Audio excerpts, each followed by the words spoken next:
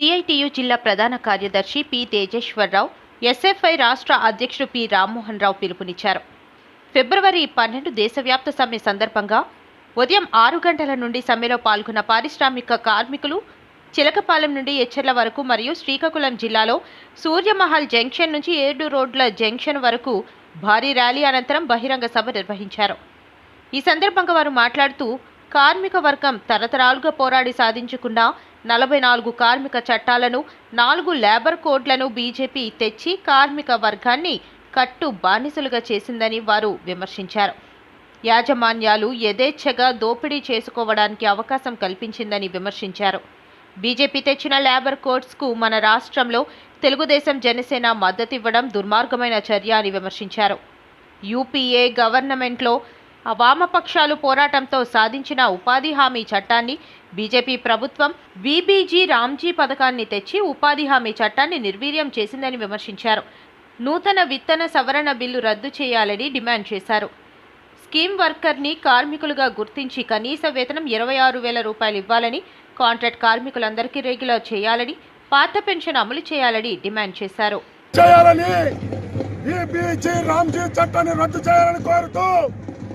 కేంద్ర ప్రభుత్వం పరిశీలిస్తున్న కార్మిక ప్రజా వ్యతిరేక విధానాలకు వ్యతిరేకంగా ఈ రోజు దేశవ్యాప్తంగా కోట్లాది మంది సమ్మెలో పాల్గొన్నారు.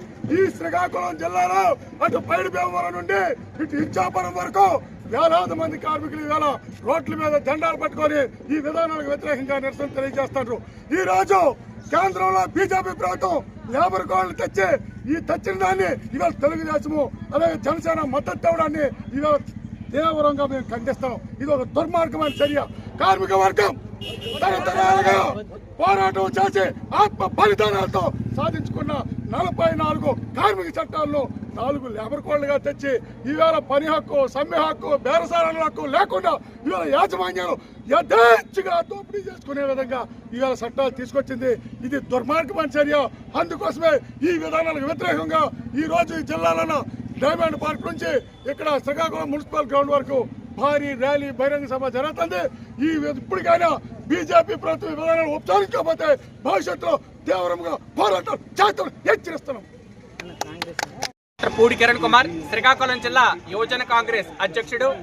ఈరోజు దేశవ్యాప్తంగా కార్మికుల సంఘాలు చేస్తున్నటువంటి బంద్కు కాంగ్రెస్ పార్టీ మద్దతిస్తుంది.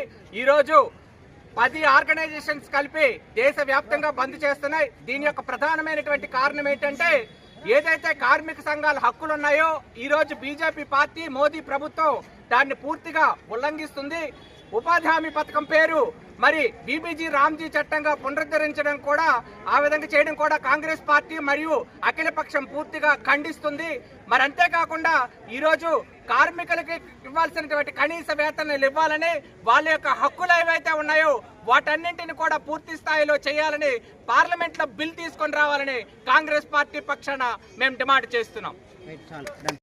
తరతరాలుగా పోరాడి ఉరికంబాలెక్కి ప్రాణ త్యాగాలతో సాధించినటువంటి 8 గంటల పనిదినంతో సహా మొత్తం కార్మిక చట్టాలన్నీ కూడా కార్పొరేట్లకు అనుకూలంగా 4 లేబర్ కోడ్లు పార్లమెంట్లో ఆమోదించారు.